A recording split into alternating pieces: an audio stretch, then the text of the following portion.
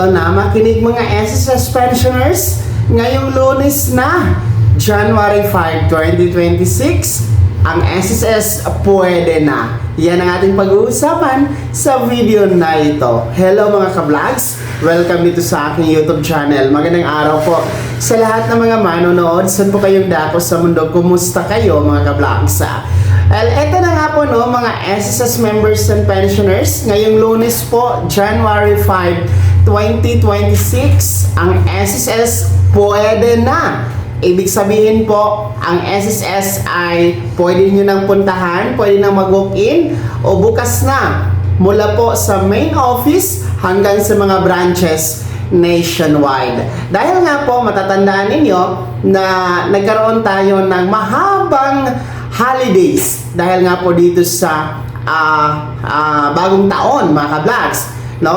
Actually, nagsimula ito noong Lunes, December 29, 2025, nang dineklara po ni Pangulong Bongbong Marcos ang petsang yan bilang work suspension sa mga gobyernong opisina, kabilang nga po ang SSS, ayon sa Proclamation number 111.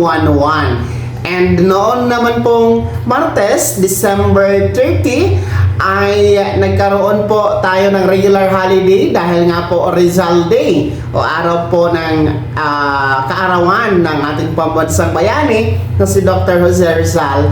And ngayon nga po, no, December 31 ay special non-working holiday sapagkat bispiras po ng bagong taon.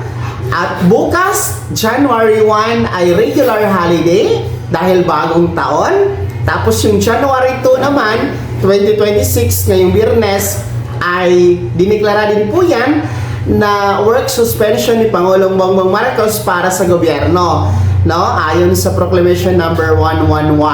And yung January 3 and January 4 weekend po yan. Walang SSS na bukas. Kaya, ngayong Lunes pa pwede ang SSS, January 5, 2026. Kaya kung meron po kayong mga sadya, no, mga follow-ups, mga enquiries, mga gusto pong i-file sa SSS ng face-to-face, no, na kailangan nyo talaga mag-walk-in sa mga branch na SSS, pwede nyo nang bisitahin ang SSS ngayong Lunes, Enero 5, 2026, dahil magre-resume na po ang kanilang business operation, no, working operation from SSS main office papunta po sa mga branches nationwide.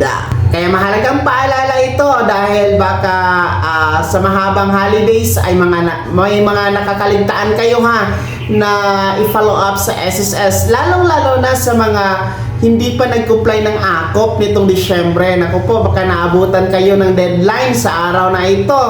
Pwede kayong humabol ngayong Enero 5, ngayong Lunes, para mag-comply ng AKOP at tsansa na din po yan sa ating mga pensyonadong merong buwan ng kapanganakan sa Enero, ngayong Enero nga no, 2026, at ang edad 80 pataas.